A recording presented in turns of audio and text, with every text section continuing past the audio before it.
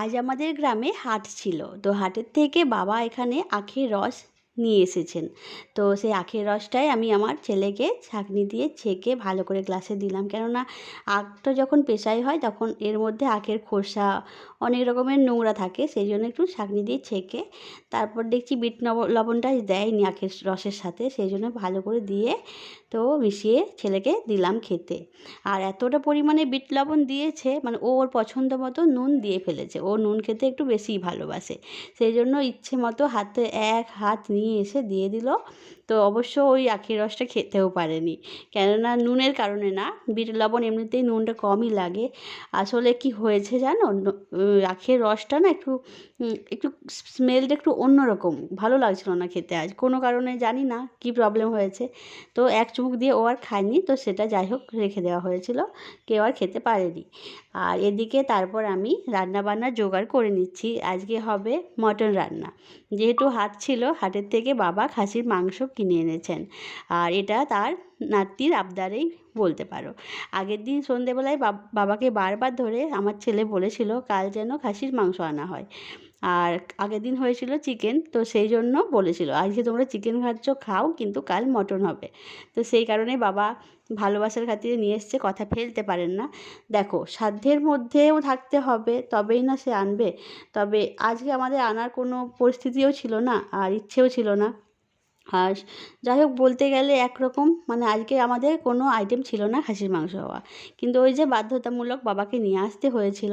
কি করবে, নাতি খেতে চেয়েছে বলে কথা, যা হোক করে ম্যানেজ করে নিয়ে এসেছেন। তো প্রায় এটা 800 850 মতো হবে। তো এটা আমি ভালো করে ধুয়ে নুন হলুদ তেল আর লঙ্কার গুঁড়ি মেখে রেখে দেবো। তারপর রান্নাটা একটু পরে করব, কেননা নুন হলুদটা আগে থেকে মেখে রাখলে মাংসটা ভালো করে ম্যারিনেশনটা হয়ে থাকে আর কি, রান্নাটা ভালো হয়। আর ওদিকে তো আমি পেঁয়াজগুলো কুচি করে রাখলাম, টমেটোও কুচি করে রাখলাম। আর আগের দিনে মশলা পেস্ট করা আছে, সেটা আগের ভিডিওতে দেখিয়েছি সবাইকে। আর এই দেখো, এটা আমি এবার ঝুড়ি ঢাকা দিয়ে রেখে দিলাম, যাতে গরমের মধ্যে নষ্ট না হয়ে যায়, সেই জন্য যাতে হাওয়া বাতাস পায়।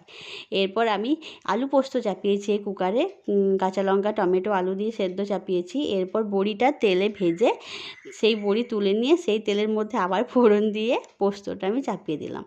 তো এই যে আলু পোস্ত প্রায় হয়ে এসছে। এরপর আমি পোস্ত বাটা দিয়ে ভালো করে মিশিয়ে নামিয়ে নেব। পোস্ত বাটা দিয়ে আমি আর পোস্তটাকে খুব একটা ফোটাই না, দিয়ে পরে জাস্ট গ্যাসটা অফ করে দিই, তারপর নেড়ে চেড়ে নামিয়ে নিলাম। তো এইভাবেই আলু পোস্তটা খুব সিম্পল রান্না, সবাই পারে। কিন্তু একটা সময় না আমি পারতাম না। আমি কেন, বেশিরভাগ মেয়েরাই একটা সময় রান্না বান্না জানে না, কোনো রান্নার জানতে না সবাই। কিন্তু একটা সময়ের পরে এসে না সেই মেয়েটাই একটা সংসারের বউ, একটা বাড়ির রান্না করার জন্য গিন্নি মানুষ হয়ে ওঠে। মানে রান্নার দিক থেকে পুরো পারদর্শী হয়ে ওঠে, এটাই বলা চলে। তো ঠিক সেরকম আমার অবস্থা। আমি আগে জানতাম না, কিন্তু বিয়ের আগে টুকটাক পারতাম। তবে এই ঘরোয়া রান্নাগুলো করতে পারতাম না, যেমন চাউমিন, তারপর ঘুগনি, এই সকল মানে জাস্ট টিফিনগুলো বানাতে পারতাম। মাংসটাও মোটামুটি পারতাম। কিন্তু এখন ভগবানের আশীর্বাদে আর যারা আমার রান্না খায় তাদের ভালোবাসায় আমি মোটামুটি রান্নাগুলো সবই করতে পারি। আর খুব একটা খারাপও বলা যায় না, সবাই প্রশংসাই করে। তবে হ্যাঁ, আমি বলছি না যে আমি খুব ভালো রান্না করতে পারি, খুব বড় একজন শেফ। জাস্ট এমনি ঘরোয়া রান্না করতে পারি, সেটুকুই। সব রান্না বান্না সেরে তারপর দেখো না, এদিকে আমি স্নানটাও সেরে নিয়েছি। স্নানটা সেরে আমি জামাকাপড়গুলো সব শুকোতে দিচ্ছি। আর আজকে অনেকগুলোই জামাকাপড় কাচার ছিল, সেটা হয়তো যখন সাবান গুঁড়ির জলে ভিজিয়ে রাখছিলাম তখন হয়তো বেশি বোঝা যায়নি, কিন্তু এরপরেও আরও আমার এক বালতির মতো জামাকাপড় ভিজিয়ে রাখা ছিল আগে থেকে। তো সেগুলো সব কেচে কুচে এখন রোদে শুকোতে দিচ্ছি। একটু ভালো করে ঘষে ঘষে কাচতে হয়েছে, কেননা এই গরমের জন্য সব জামাকাপড়গুলো নষ্ট হতে বসেছে আর কি। আর ওদিকে মাংস রান্নাটা তো ভালো করে কষিয়ে নিয়ে আমি কুকারে সিটি ফেলে রেখে এসেছি, তারপর স্নানটা করেছি। এরপর জামা কাপড়গুলো মেলে আমি একটা জিনিস তোমাদের সাথে শেয়ার করব, কিন্তু কোনো রেসিপি না, মা রান্না করেছে ওটা। একরকম বলতে পারো ওটা টিফিনের মতো, কিন্তু যেহেতু দুপুরে রান্নাতে হয়েছে তো সেটা একরকমই রান্না। আর আমি যেমন রান্না করতে ভালোবাসি, আমার শাশুড়ি মাও কিন্তু রান্না করতে ভালোবাসেন, আর তার রান্নাও খুবই টেস্টি হয়, খুবই স্বাদ হয় খেতে, সবাই ভালোবাসে খেতে। এমনকি আমিও তো প্রথম প্রথম কোনো রান্নাই খেতাম না, মানে ভালো লাগতো না, কিন্তু এখন আমি সব রান্নাই খাই। ওই যে স্বাদ আছে রান্নার মধ্যে। যাই হোক, এরপর দেখো মাংসের মধ্যে মিট মশলা, গরম মশলার গুঁড়ো দিয়ে ভালো করে ফুটিয়ে নিয়ে তারপর সবাইকে খেতে দেবো। এই দেখো, এটা হলো সেই রেসিপি, গাঁদাল পাতার বড়া।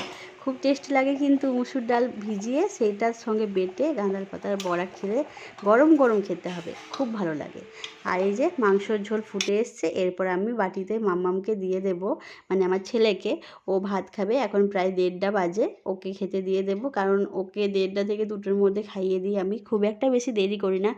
আমি জানি এটাও একটা বাচ্চার জন্য অনেকটা দেরি হয়ে যায়, কিন্তু ওর এই টাইমে খাওয়া অভ্যাস, সেটা চেঞ্জ করলে ওর শরীর খারাপ করবে।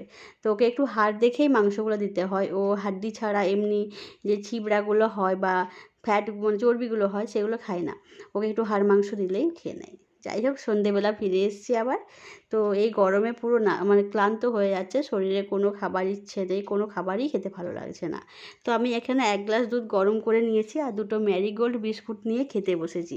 যেহেতু দেখলাম আজকে এই দুধের গ্লাস পুরো ভর্তি রয়ে যাবে, আজকে খাবার সেরকম ইচ্ছে নেই ওদের কারোরই, সেই জন্য আমি ছেলেকে 1 গ্লাস দিলাম, আমি 1 গ্লাস নিয়ে বসেছি গরম গরম দুধ। তো এটা খেয়ে আমি ছেলেকে পড়তে বসাবো। তো সেই ভিডিওই আমার ছেলে করে দিল। যাই হোক, আজকের ভিডিও কেমন লাগলো কমেন্টে বলো।